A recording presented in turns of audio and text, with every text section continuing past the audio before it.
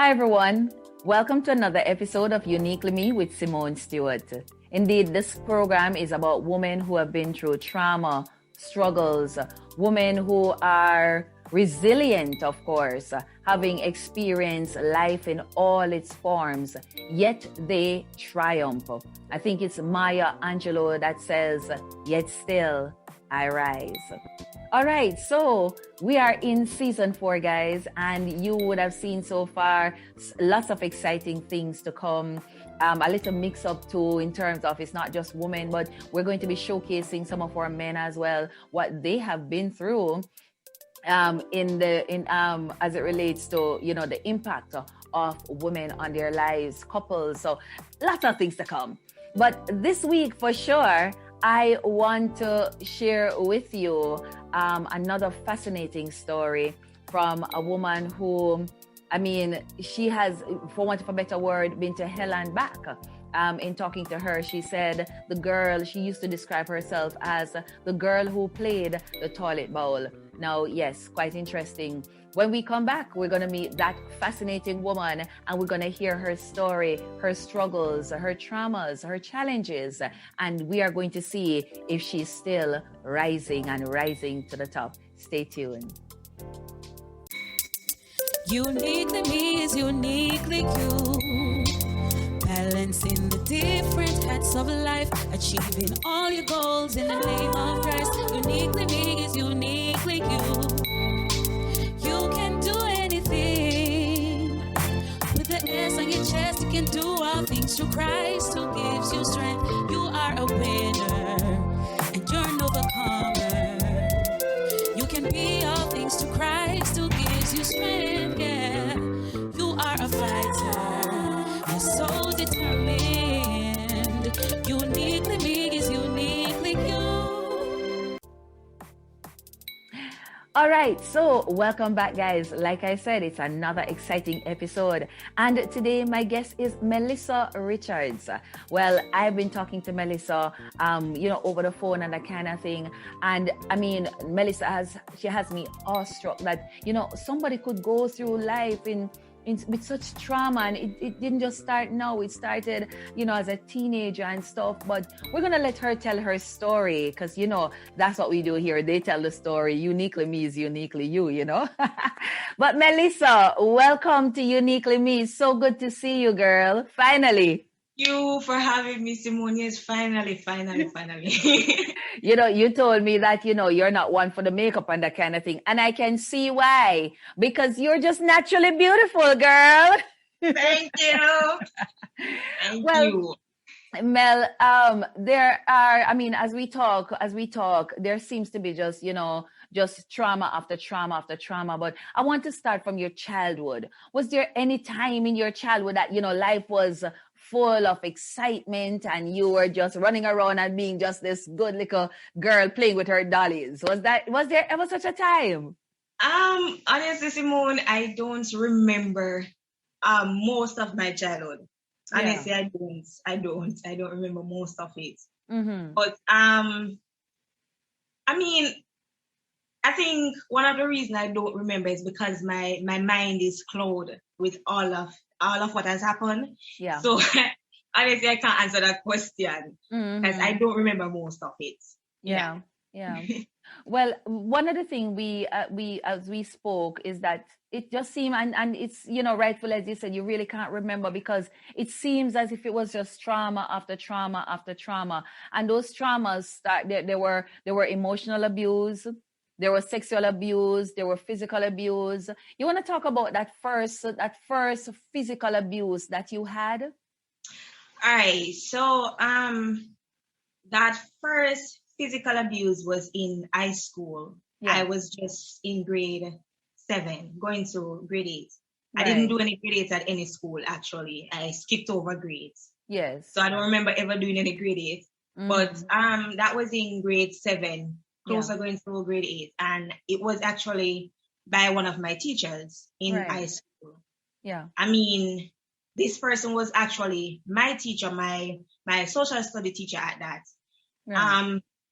And this was actually my favorite class. I've always loved social. Mm-hmm. But I remember all this took place. I stayed back from school because I was actually helping him to mark some papers. Yeah. And, you know, he asked me for help, and I stayed back. Also I had some practice as well. And, you know, I wanted to use the bathroom. So I asked him to excuse me. Right. And I went to the bathroom. Yeah. And on my way up, I saw him and 3 other guys coming down the stairs. So, you know, I don't pay that any mind because he's coming down. And he's a teacher, so he's allowed anywhere in the school. Right, right. So, apart from the female bathroom, as you know. But Yes. I was going up the stairs and he was coming down along with the other guys. And one of them grabbed to my arm.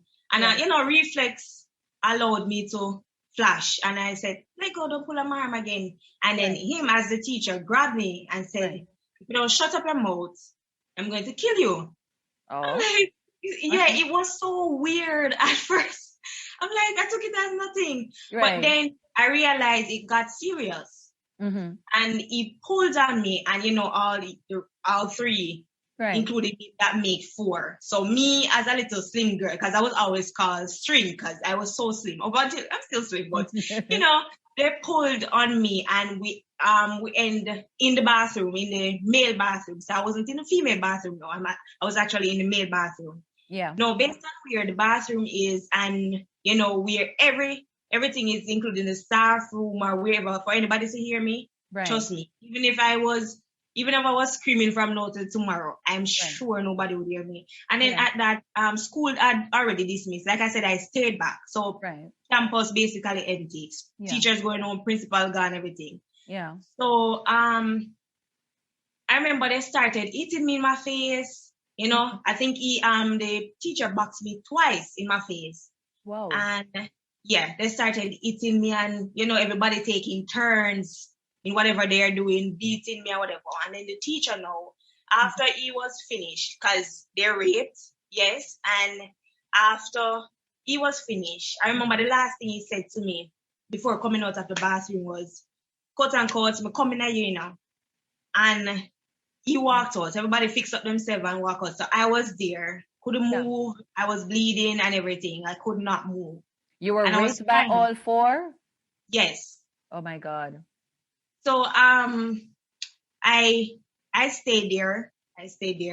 And I was crying. No, to hear him say, coming at you, you know, I was like, God, no. Mm-hmm. And you know, there for a little while until I fixed up myself. I literally crawled my way out of the bathroom because I couldn't even walk properly. Right. So I crawled my way out of the bathroom, back up the stage. And I'm telling you, I look like a mess because at that time I was wearing a white top, you know, whatever.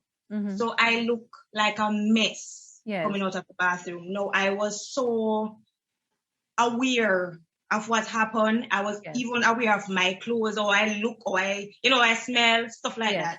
Yeah. And I came out of the bathroom and I crawled my way into, you know, the car. I went out the road. I didn't even itch. I just pick up my bag and I crawled my way to a taxi. Yeah. I mean, the driver, yes, of course, I was a little bit, you know, ashamed because the driver, I was hoping, I was expecting to say, oh, you just come from a fight. You just don't fight at school. But he was like, but you smell really, really bad. Yeah. So I honestly felt ashamed. I didn't say anything to anybody. Honestly, didn't say anything to anybody. I got home. I still did not say anything to anybody, you know. And of course, I had to go to school the other day because I couldn't just get up and say, oh, I am not going to school. Yeah. Just like that. I was a child. I'm not allowed to say that. So I went to school. I went to my bed early in the night and I was crying. I cried my way to sleep. I think I went to sleep in the morning, actually got some rest in the morning. Yeah. And I keep having flashbacks of what happened. Right. And I do everything in my power not to go to school in the morning, but you know, I had to go. But Melissa, why didn't you say something to somebody, or who did you live with at the time? Didn't they see how you came home? Yeah, I mean, they saw how I came home, but Simone, that is a whole nother story. That Yeah. is a whole nother story. Yeah. So, of course, I saw how I came home, but I mean, it is a Nobody whole nother cared. story. Nobody cared. And is it that nobody would believe you if you even said it to them? What happened to I think mommy? Huh? I don't know. I don't think, nobody believed. Nobody believed. Nobody believed. And I mean, I think they don't because I've always been I was always considered a girl to always talk up or I am feisty, quote unquote feisty. Yeah. And yeah, so if I'm very confrontational, so if you say something to me that I think you shouldn't have said, I am going to nicely say to you, do not speak to me like that, or you said something that I don't like. So I've always been this person. So I mean, they have me as a little sassy girl, a little girl like this, little girl like that. So nobody believed me, of course. So I went to school. I went to school today, and I remember when I went to school, I panicked. Yeah. I panicked when I saw him because he came to school, man, well, neat up and dressed and everything. Like nothing happened, and he walked past me with that, little smirk on his face. Yeah. Like, man, I finally get you. You're right. So right. I didn't go to class, and the devil's strong. The devil let me have the man class the first thing in the morning. Oh God. I didn't go to class. Yes, I didn't go to class. So I stayed at the bathroom the entire day. Right. So is that how you began to start staying in the bathroom, for want of a better word? Because like you said, you started, instead of going to classes, you would now stay in the bathroom. Yes. No, I am the girl that played the role of the toilet. Yes, you've been saying that. You're right, and I'm sure persons want to know why you said you are the girl who played the role of the toilet bowl. Tell us about that. All right, so I said I played the role of the toilet bowl because I stayed in the bathroom every single day. Yeah. So I was just a girl who was sitting there. Nobody at all would, come and say, let me chill with her. So it's just me and the toilet bowls. Yeah. No, people, of course, persons come to the bathroom because it was a female bathroom. So if you come there a million times, trust me, you're going to pass me in the bathroom sitting down. At the time, I had a little phone. So I would use my phone and play a game. I would just sit down and not go to the class. So I basically played the role of the toilet bowl. Just down there, me and the toilet, sitting down, not doing anything. No book, not to say I even take out a book and even look over any notes. Notes that I got from before. Nothing. I was just there. Yeah. So that's the reason why I said I played the role of the toilet bowl. So you never spoke about what happened in high school? And honestly, I spoke about it after. Going forward, the girl who used to do well in class, always on honor roll, getting good grades, and few persons got concerned. Yeah. The guidance counselor, every school have a guidance counselor. The guidance counselor got concerned about it. Yeah. And she called me in her office one day. I was actually passing her because as soon as devotion is finished, I just head straight to my place. So I remember she saw me going down, and she called me into her office and she said to me, "What is going on? You're not going to class. Your teachers are complaining. I'm getting reports about you. And you're not performing again, you're not on honor roll, you're not doing this, you're not doing that." Mark, I was also a student counselor, so I had my badge and everything. Right. And I used to take out my badge and just push it in my pocket because I don't need to wear it. Because sometimes when you have a role in the school, as soon as the students see you, they always point out and say, "Oh, it's the girl that whatever," and they feel as if they're supposed to just land this big responsibility on you. Yeah. So I just took out my badge and I put it in my pocket. I walk with it in my pocket every day. And she called me and she asked a few questions and she said, "I'm just going to ask you some random question. You just answer me yes or no." Right. So she asked me if something is going on at home. I said no. She said, no lunch money. I said, that's beside the point. Yeah. And my attitude started to jump out and everything started to happen. And then she asked me two last questions. She said, "You're pregnant? You got raped? What is going on?" And I stormed out of her office and right back down to the bathroom again. Yeah. So yes. So I told her about it. I told her about And from there on, she said, all right. She came down to the bathroom. She followed me. She came to the bathroom and she asked me. No, they always say that guidance counselors aren't supposed to show emotions. Yeah. I mean, she did show emotion because she got emotional because this is somebody who knows me, and she's always my hair student, my this, my that. Right. So we always rap good. We always, talk and stuff. So she was pretty much upset about what happened to the point of getting emotional in front of a student like me. Mm-hmm. And you told her, by the way, you did tell her that it was the teacher who did it, right? At the time in the bathroom, I didn't tell her. It was when we got into her car because she went to the principal. She said, you have to come with me. Yeah. She went to the principal. She said she wanted to give me, a different environment to talk to her. Right. So she asked the principal to excuse me. Right. And the principal did excuse us both.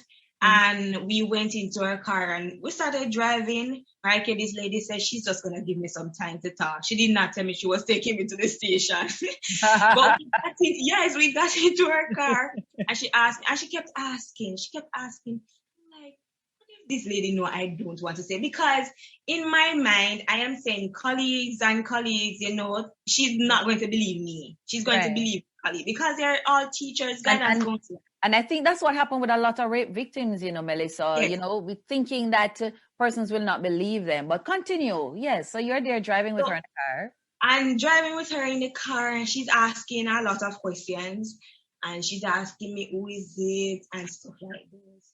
And I mean, it reached to the point where, I had to eventually tell her because she would not stop asking. So I just went ahead and I told her what happened. Right. And I told her who. And she took me to the station. Now when we ended up at the station, I'm like, God, why? Mm-hmm. You not say I want to come to the station. I wanted to just take a ride. Because trust me, I really wanted the ride. I needed a different space, a different atmosphere from the bathroom. I was there for too long. Right. But because of the fear of, I cannot go and there was, we had gazebos in the school, but I could not go and sit down underneath a gazebo as a student not going to class. For everybody to see me every day. Right. So I had to choose where I go to hang. So I went to bathroom. Yeah. But I needed a different atmosphere, a change. So I went with her, not knowing that I was actually going to the station. Yeah. So okay. Did you talk when you get to the police station? I started talking and then I put up a fight and I had to call parents and so on. But my mother did not show. It was my father. My mother did not show. It was my father. And we know that's another story. No, that's another story. So we got to the place now. So that was that that first trauma in your life. But then here comes you are what now 14 or 16 and you've decided to pack your bags and leave home. Yes. Where were you going? I had no idea. Where was I going? I had no idea. Yeah. I remember I stood at Burger King. Yes. I stood at Burger King. Wait, you should tell people now, say I run your runway, right? Yes. Your runway, yes. It's a 16-year-old like me. So yes. And I was so mismatched. I cannot forget the bunch of different colors I was wearing. So I had on a red shirts, a pink slippers, and a green top, and I was all over the place. Yeah. My hair did not comb, nothing. Yeah. So I ran up from home. Okay. Mm-hmm. So I was standing at Burger King, and I remember my phone was even dying, and I remember when somebody tapped on my shoulder. I said, "You're not so and so, sister." At the time, the person was my sister-in-law, right. And I was like, "Yes." And I said, I can get a call. And I called her. Mm-hmm. And from there, she came. She was like, what are you doing, Alpha Tree? And look at how you look. When she came, she was just pointing out the obvious. Look at how you look. And she pointed out the slippers and she pointed out the top. And I'm like, I just needed her to not do all of this. Yeah. I needed saving and stuff. But we went from there to the station. And then from station to Sissoko. But the backstory why I ended up in Kingston. Right. Yes, Kingston, but we're not going in that today, right? Exactly. So So from there, I stayed with her for, I think, less than a month or so. Yeah. I stayed with her. Mm-hmm. And then from her to living somewhere else. So I don't live with, families, biological families or so. I've been just living all over the place, just living with strangers, different persons who became family and friends. But then there came a time when you ended up living on the street, a young girl living on the street, and like you put it, you were on the street with your many bags. Yes, I was on the street with my many bags, my many luggage. I was going overseas. I was with my suitcase. I was with my garbage bags. Yeah. Yes, I was on the street. But Melissa, on the street, how do you survive living on the street? Because, it's very interesting to know, Melissa, because a lot of persons tend to think that it's just mad people who lives on the street. But we're discovering now that apparently, no, we don't have we have some people living on the street as well. And it's not that you were homeless. It was a choice that you make, correct? All right. So this was the thing with that. Mm-hmm. I was living with someone who told me to leave our house. Yes. Right? And I did. Yes. Right? She said some distasteful stuff to me. Right. And told me to leave. Yeah. I went ahead and I packed my stuff because the person said, don't let me come back from work and see you. Yeah. So I packed my stuff and I left. Yeah. Not having anywhere to go with my many bags. I even started dumping some of my clothes in the garbage bin because I was like, it doesn't make any sense to walk with so much bag and so many clothes and don't have anywhere to put them. Right. No, I always have this big stuffed animal. So I had this mini. Why I don't give up any at all. Right. I don't give up any at all. And it came to my mind and said, throw away mini because you're just going to look, like this big girl walking around with this big pink and white mini. Yes. But I didn't give up on my mini because that was my company, Yeah. And I was on the streets. Yeah. How did you survive on the street? How did you find food? Where you slept? All right. So for the first night, I was with my bags and I was out there. Yeah. I remember I was scrolling through Instagram. Yeah. And I came up with this brilliant idea that I need to sell my Instagram page to make money. Yeah. No, I don't know if this would work any at all. I don't know. I'm just saying I'm going to sell it because I know persons my age and even older, they when they see the followers, it is a good thing for them. So I was like, okay, so I'm going to sell my Instagram page. At that time I had a lot of followers. I reaching my Ks and so on. So I'm like, wow, my Instagram page. How old were you at this time, though, Melissa? How old were you at that time? I was, 20? Okay. I was pretty young. Yeah. 21. I was pretty young. I'm just 22, by the way, remember? Yes, exactly. Still young. So I decided to sell my Instagram page. Yeah. So I put it out there. I put it up on my Instagram story. I said, anybody wants an Instagram page to buy? Selling my Instagram page. And I remember effective immediately, there was this young lady who messaged me and she said, I wanted to buy. And, we worked out the price and we negotiate because I was in all of that business just to make some money.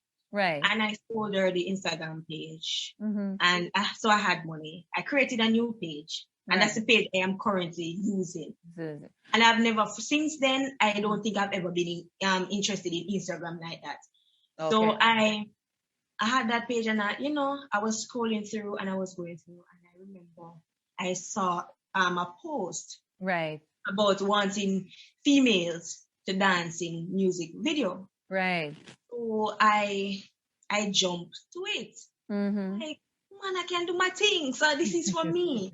And I was in church, I was in church and stuff. I was a good church girl, but I did praise dance and I did, to the secular songs and so on. So I could do my thing. Right. And I was like, this is for me. And then when I saw the no experience needed, then this is good because at the time I didn't have any experience for real. And then, so, and you did you finish high school?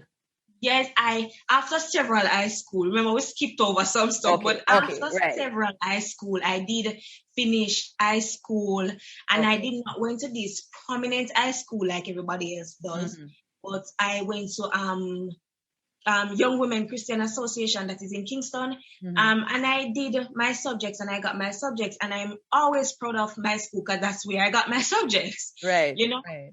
I asked because, I wanted to, just to give a little background. So finish school, but no experience. And so no experience. So here's this job that says there's a job with no experience needed. Huh?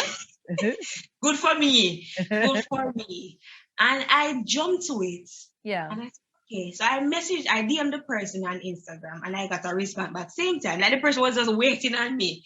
Yeah. So I got a response, and the person said, WhatsApp this number. It was a overseas number, and I did WhatsApp the number. Yeah. I was there talking to the person. I wanted to know the requirements, what I should, what should I bring to whatever, so I can start working. Right. No, the person told me what I needed. Right. And this was no national ID thing, so it has to be your passport. Okay. So I went, and I said, okay, I'm going. So I went to the location, and from there, when I got there and I went inside and I was, signing up and so on, there was this thing that's not sitting well in my spirits. Yeah. I remember I said to you I was in church, so I wasn't so far off. Right. I was so far from God, as person could say. Yeah. So something was not. And I still do have that thing about me where, if I don't feel like doing a particular thing, I am just not doing it because it's just not, I know it's not sitting well in my spirit. Right. So it wasn't working, it wasn't sitting well, but something popped out at me, and that's where I say, all right, look here, whether or not spirit, whether or not you want to stay, we are going to stay. Because I had a bed, yes. I had computer, yes, and I had ring lighting and so on in my room. So you were going to get comfort. So all this stuff that you didn't have, you were about to get. Yes, I was about to be well comfortable in bed in my own room and so on. Yes. So I said, okay, I am doing this. But even so, it kept bothering me, and I'm like, I'm putting that aside. That's something is saying to you that it seems too good to be true, not true? Yes. I am doing this. Yeah. And I remember the last thing that the lady said to me when I was leaving was before that, there was this young lady who walked out naked. Yeah. She walked out naked. Right. So I was like, no, this don't look good. But I did my thing. I still signed up and stuff. Yeah. And when she said to me, when I was leaving, she said to me, get a costume. Yeah. Coming out, it puzzling my brain. Yeah. Need a costume to dance into a music video. But I always try to find the good out of the bad. Sometimes I try to find the good out of the bad. So I'm like, maybe you're supposed to look a particular way for the music video. And I don't expect to be dancing into a gospel music video. I know it's going to be the secular songs, dance or whatever. So I was just trying to think good in that case. No, I mean, I did got my costume because I had the money from when I sold my Instagram page. Right. So I got my costume and I went back there today. Yeah. And I remember I stayed for the entire time until in the night. I started working in the night. We were there, just meeting and greeting, and I started working in the night. Yeah. Now, when I went into the room to start working, right, I had on my costume, I got changed and, ready and prepared to go and dance and whatever. Hold on, Melissa. Hold on. Let me just take the time to just welcome those who are just tuning in, of course. You are watching Uniquely Me. And here, guys, women share their story of trauma and struggles. And definitely this week, I have Melissa sharing her experience, having lived on the street a little bit, finding a creative way to earn. She sold her Instagram page, and now she has found herself with this amazing job, and we're putting amazing in quotes. Amazing job, no experience needed. They're looking for dancers. But what is so funny is that Melissa is sharing that having gotten there, she's going to have everything to her comfort, including somewhere to stay, a bed, a computer, but she needs a costume. So she's telling us she has gotten her costume, she's settling, and work is about to begin. Come on, Melissa, talk to us. Yes, so work is about to begin. Yeah. And I remember I was in the room, but before that, the lady said to me, she told me to God, I should buy a few stuff. Apart from my costume, she said to me, buy baby oil and get a dildo. Yeah. So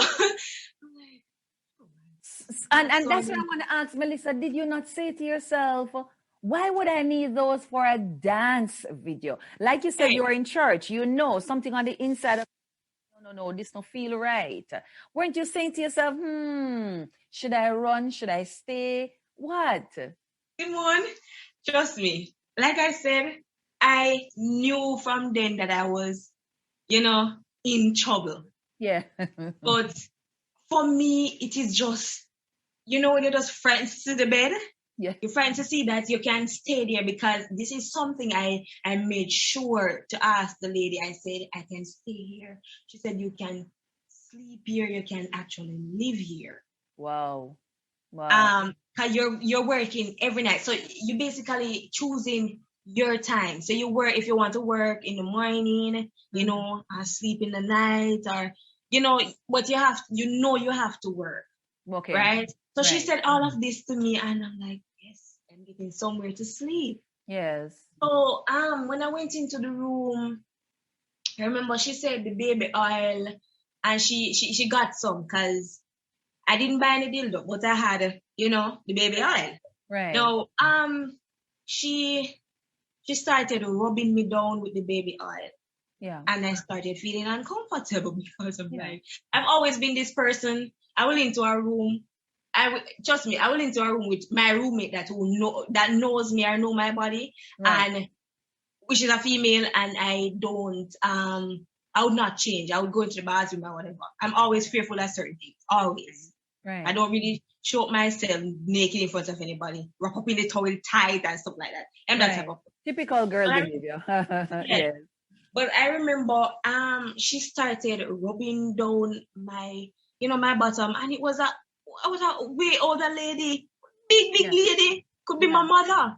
Right. So it felt really weird at first, and then she got this female to come into the room. No, this female came into the room naked. Yeah. So I was the girl in the costume, and then this female naked. I mean, she came in there, and I see the video. You can see the little lighting. So they turned on the camera. So that's what they turned on camera and everything. So from the moment she was. From the moment she was, rubbing down my bottom. Yeah. There was the light was on from them, but it's when I turned around I realized that it was actually on. So she was, and persons, commenting and so on. So the girl came there, and she, was there with me and so on, and we're doing our thing. I was uncomfortable because I didn't realize that I got myself into doing online prostitution. Yeah. Right? Yeah. And it was there, I started to hear a little sound, like money sound. Right. Coming in. So I realized there was tips coming in, and guys are requesting what they want and what they want to see us And let's do. stop a minute there, Melissa. This is here in Jamaica. You're here in Jamaica. You're not overseas. You're experiencing this in Jamaica. Right here in Jamaica. Wow. Right here in Jamaica. Yeah. Right? And it went on and on. No, I could not take this anymore. Because this is not for me. Yeah. And I kept saying to myself, Melissa, bad to bad, you know yourself. Yeah. And you know what you prefer, you know what you like, and you know this is not for you. Right. So I left. And I remember when I left, I went on the road. No, I didn't have all of my bags. How long after, Melissa? Not to cut, but this is how long after you left? I think after probably some weeks going to a month or so. Okay. I left. I knew it wasn't for me because I was so uncomfortable. Yeah. But I went on the road, and Marky, I didn't have all of my bags because I had this one good friend who I trust to leave my stuff with. Right. And I left my stuff with her. Right. And I mean, I go there and I do my thing, and I just say, you know what, I'm leaving. So I went on the road again. Yeah. And Simone, if I tell you that this man find me, yeah, it's not like him have a tracking device on me, and he found me and bring me right back to the studio, right back, and I was back. So the thing is, okay, and I want to just interject. So you said you went on the street. What did you go back on the street to do? To live on the street, what? I went on the street to do basically the same thing. Basically the same thing. So I was just saying that this is not making any sense. I am not making any sense. Yeah. So you leave from the studio and you go back on the road to do the same thing. Right. You know, the same thing. And you're sleeping here, there, and everywhere. And right? And the thing is, Melissa, was it for money? Was it for money? Was it for peace of mind? What when you look at it, what was it that you were getting out of all of this? When I look at it, it was more of wanting somewhere to sleep. Yeah. Also wanting somebody. I wanted help. I needed help. I know I needed help. Right. I needed somebody to I needed at least one of the girls to see me and, actually see my face and see the hurt and see the pain. Yeah. And actually try talking to me. Let me just vent. Allow me to just vent. Yeah. And if so, we move on because it is what it is. Yeah. But just allow me to say how I feel, because not having anywhere after the distasteful stuff that was said to me. I so badly wanted to vent. I wanted to cry. Yeah. I wanted to just say something. Yeah. But at the time, I did not have any of that. Yeah. So for me, it was more like wanting somewhere to sleep and wanting to vent, And I mean, if I had the money as well, for the money, I could rent somewhere. Right. But this man, this particular person just wouldn't give up. Yeah. Wouldn't give up any at all. Yeah. Yeah. But why did you go back though, Melissa? You knew that what was there was not going to benefit you in the sense of making you better off. And I think I asked you some time ago, you heard the chiching sound. It's obvious that they were getting paid while you perform, right? But were you benefiting? Were you getting any of that financial benefit? I mean, my very first paycheck for 1 month is $20,000. And that's, I work for an entire month without pay or anything. And that was the very first paycheck, and it was really, really bad because it was becoming not only just doing stuff over the camera, but it became a case where we are going through physical abuse. Yeah. We started, experiencing physical abuse, including myself, because I would just, at this time where I would just log in, to the camera and I don't do anything. Right. So I thought then and there nobody was watching. Right. But in fact, my boss was watching. Right. And it came to a point where we got abused physically. So I dealt with this as well. So the boss is not here physically in Jamaica, but he has persons here, and so he can tell if you don't sign in or not, or if you don't work, for want of a better word. And if you don't work, you're telling me that the reward for not working is abuse, physical abuse. Yes. So you're being beaten to work. Yes. Like slaves. Slaves. But long and short of it though, Simone. Yeah. I started feeling as if nothing will ever work out for me. Yeah. And coming from all of the other stuff that we haven't spoke about, plus, the abuse, the many other abuse and stuff like that, it just put me to a place of depression. And before that, when I ran away from home, prior to what has happened and, you know, the things we have not spoke about, I was diagnosed bipolar, right? So I was on medications. So, you know, I'm in and out of my mood and stuff like that. And I was so hurting. I cried for days, you know, to the point where I don't know myself. I tried so many times. I'm saying, I can't just walk out of my body, walk out of me and be somebody else. And I was so depressed. And, you know, depression comes on at different levels, like being, you know, upset, being sad or whatever. So everything was just aggravating my spirit and everything was just making me frustrated. And I just kept crying and I felt like, this girl, listen, Melissa, you're nobody to society. You're nobody. Nobody's gonna ever look at you. And the fact that I've never had a romantic relationship with a guy, that's the other thing that made me feel like, okay, you know, guys will see you for this person they can just abuse, you know, take advantage of. So I just don't, you know, look in the direction of having romantic relationship with guys or anything like that. Because it has always been abuse from me. And you and I spoke and you know, right? So, I mean, it has always been that. So I started even cutting myself. Right. You know, that's where I want to go. Yes. I cut my skin non-stop. I used to just cut to the point of not feeling it. I would cut and cut and cut and cut. And it became nothing. So I always have razors. Always. I was the girl who walked with razors everywhere I am going. You always see me with razors. Yeah. And you share that, you know, apart from the cutting, there was the drugs, there was the overdosing. It was the overdosing. What were you overdosing on though, Melissa? I was overdosing on pills.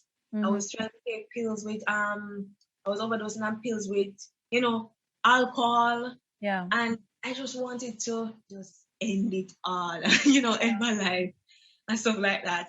And it went on and on and on and on to the point where I think I became addicted to cutting to the point of not feeling it. How are things now, Melissa? Because when we first had our encounter in terms of you reaching out to me, I remember you saying to me that, you know, your show is really about women who have overcome, right? Who have been there and done that, and they're seemingly on the Christian path. But I think you said that, you know, God not ready for you yet, or something to that effect, or you're not ready for God yet, or something. But where are you now? What kind of mind are you in now? Are you still in prostitution? Are you still in online pornography? What are you now? I mean, all right. So I must say I've always been this girl though Simone who always wanted to go to college, but then I gave up my dream about college. You know, at one point I did give up my dream. I, you know, stopped the knee and stuff. There was one aspect of me though that has never changed no matter what.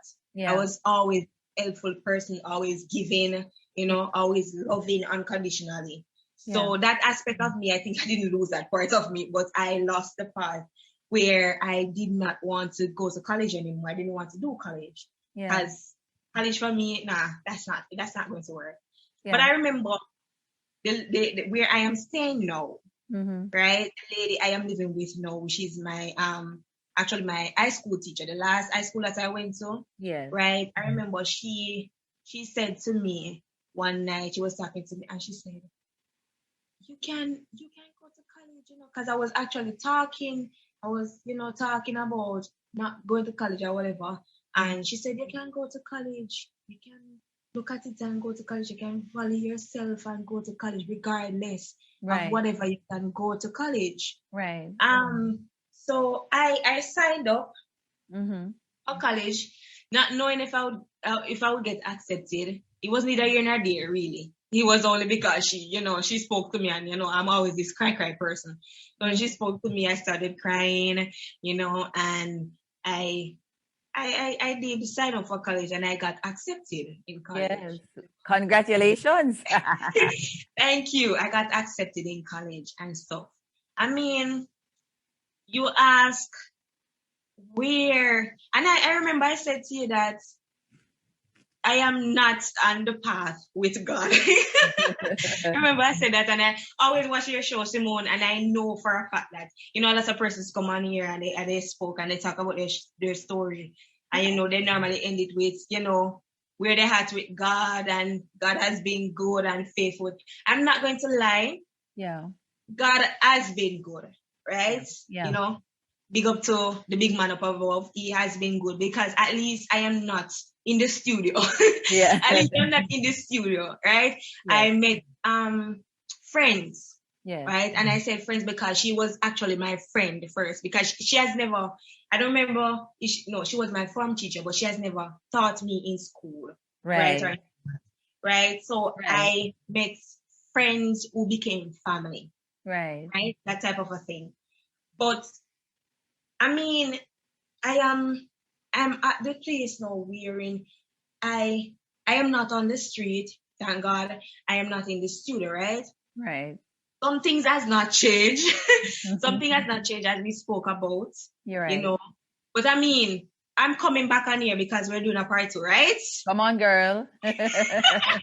But I mean, when we do the part 2, there's a whole lot more. So we're gonna go back from, the runaway home part.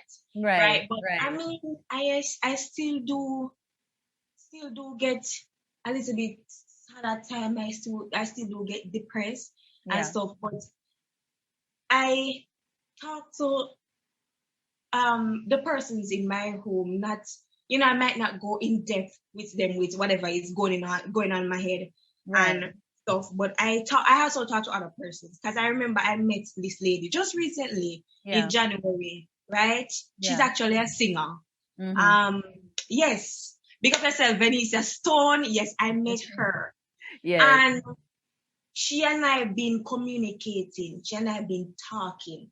Yeah. And anytime something is going on, I can talk to her. Or, the persons around me, I will, make jokes. We try to, live and stuff like that. And it has not been easy. It has not been easy, because we're talking about a girl who has dealt with a lot and dealing with a lot.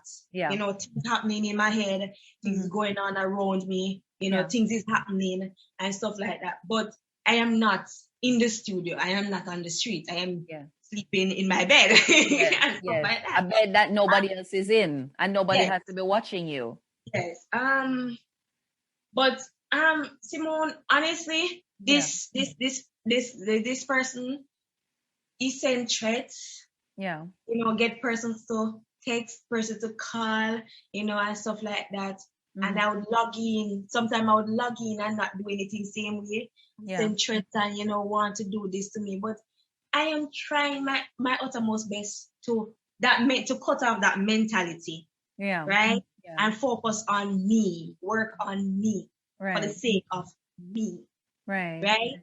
Because I think I have dealt with so many things in my life, Simone, so many things that we're here to talk about. Yeah. I mean, so I need to work on me and focus on me, right? Mm-hmm. And when I always say this, whenever I finish college, I want to finish college. Yeah. I want to finish college. I don't want to have to repeat semester 2 or semester 3 or repeat second year or whatever. I want to finish college and move on, live on my own, get my dream car and stuff like that, and continue helping, because like I told you before, I don't want to be the girl who brag and boast and say, oh, based on all of what I've dealt with in my life, I deserve to live in this mansion and whatever, and then other persons are out there suffering when I can't help.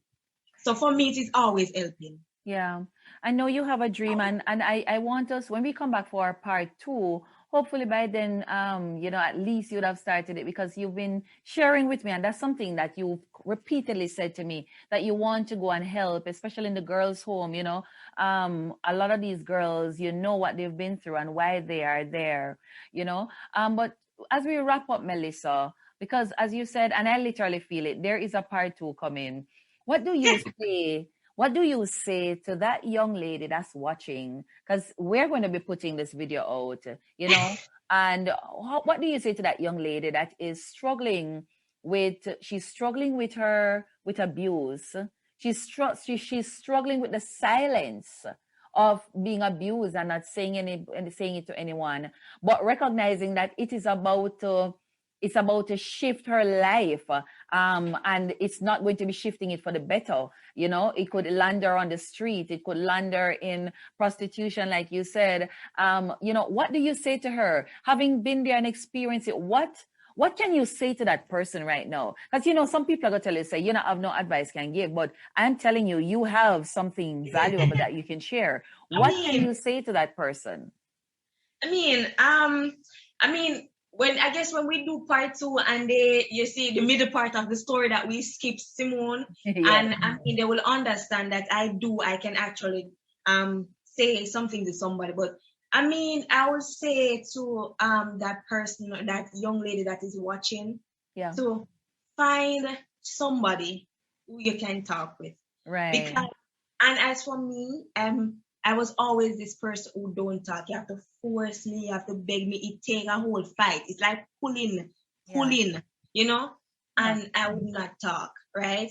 Mm-hmm. Like I said, since I met, you know, my current guardian and, you know, the friend that I'm telling you about, who I called my sister, you know, when we met, I started talking to her, and I'm sure it's not easy. I'm sure she can say it's not easy because it took a little time, you know, to get me to tell the full extent of what happened or what is happening, right? Right. So I would say seek somebody to talk to. Yeah. Sometimes it is good talking. I've learned that because if I'm sure you're probably going to be talking to me now, Simone, if I did not seek somebody to talk to. I was totally out of it. Yeah. I was a living mad person, you know. Seek somebody to talk to. Yeah. Really. Seek somebody to talk to. That much I can say right now, currently. Seek somebody to talk to. Yeah. It is good talking to somebody. And also, I think doing something that you love is another thing. Yes. Because as you mentioned earlier, the girls' home, I realized I have a passion and love for this. Right? I have a passion and love for people, young people mostly. Mm-hmm. I've been to the girls' home once or twice. Yeah. And I spoke to the ladies there, and you know, they are so respectable. They always address me as mom. You know, so old, but they respect others, and you know, they talk and they share. And most of them, dear Simone, they have dealt with abuse. Yeah. And when you listen to them and they would say that, you know, nobody care about us, nobody, you know, coming to visit, nobody's giving us anything, or stuff like those, it breaks my heart. Yeah. So I realized that I gravitate to this thing, and I just always look at myself as that person. I said, listen, I needed somebody. I need somebody, you know, because no man is an island and no man stands alone. That's so true. That's so true. Somebody, and they need somebody because they are females. And you know, we females, we need stuff. Yeah. So I started off by saying, okay, I can get them, you know, like sanitary napkins and stuff that they need, toiletries, stuff. Right. And listen to them. At least be that person who listen, because I mean, they are in this home with, you know, they have persons who guide them, persons who watch over them and so on. Right. But it's probably a little bit harder for them to talk to the person around because they are seeing these persons every day. That's true. Right? But to see a stranger come in that you don't know and talk to you and stuff like that, it's really it does something. It's a good thing. Yeah. So I always say, talk to somebody. Yeah. Seek a friend. Because even before I came on here, I messaged my sister and I was like, I need your advice. Remember what I was saying to you? Yes. I need your advice. And she said, go ahead and whatever. So seek a friend. Yes. You know, we have this good Jamaican saying that seek a friend before you need one. A friend, yes. Somebody to see somebody you can trust. Yes. and talk to that person. Ensure it's somebody that can actually direct you in the correct path. Because I'm telling you, from where I'm living now Yes. to talking to it is, she always telling me about God. Yeah. Always in the house, I have supportive persons around and stuff like that. Yeah. And yeah, so seek somebody. Seek Wow. somebody. That's excellent advice, Melissa. Excellent advice. I told you had something to share. I'm surely looking at, as Uniquely Me expands and looking into reaching out to some of those women who are being abused, one way or the other, that you'll be able to come on board as we launch on that. But I'm just putting stuff out in the atmosphere because you're right. There's so many persons out there, and you, just talking to you, made me realize even the more that a lot of persons are on the street, not because they're mad, but because they are faced with circumstances and do need the help. And some persons just need somebody to just listen, right? So thank you so much for coming and sharing your story. Girl, I don't know. You are one tower of strength. That's all I can tell you. Right? You have endured a lot, and it takes great bravery to come on out and share your story. I mean, I know you tried to hold back, but you spoke to me quite vividly about everything. And my heart, from the moment I met you, I remember the Lord said to me, I need to pray for you, right? Because you're going through a lot more than you were actually saying. So I just want to bless you and thank you for coming and sharing. No doubt we are going to have a part 2 in we're going to have a part 2. Yes. But be blessed. Thank you again so much. Thank you for having me, Simone. Thank you. And to everybody that is watching, thank you again. And like Simone said, there's a part 2 coming, and that is when you will get the full extent of the story, the part that we skipped, Simone. Yes. So yes. For sure. All right. Yes. Thanks. So guys, you heard it, another episode of Uniquely Me with Simone Stewart. And you heard, yes, there are so many of our women out there that are in some serious situations. So many different things came out of just this one interview, the girl who called herself the toilet bowl, and we would have heard her story that it wasn't because she wanted to be called a toilet bowl. Circumstances, living on the street, homeless, Oh, there's just so much. Do you know somebody that's going through such a situation? How do you think we can help? Because definitely, I think this is the point where Uniquely Me needs to now reach out even far more. And that's what we want to do. So let us know how we can help. And, if you have any kind words that you want to share with Melissa, put it down in the comments, of course. And let's talk about it. Of course, guys, if you have not yet subscribed, but you don't want me to be telling you again at this point, huh? I'm gonna tell you. Make sure you subscribe, hit the notification bell, and next week we have another exciting episode. So stay tuned and thanks. Remember, of course, Uniquely Me, definitely uniquely you. Bye-bye.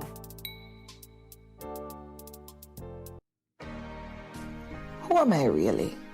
Choices. In pursuit of a career? OMG, I'm a wife. Help, I am a mother.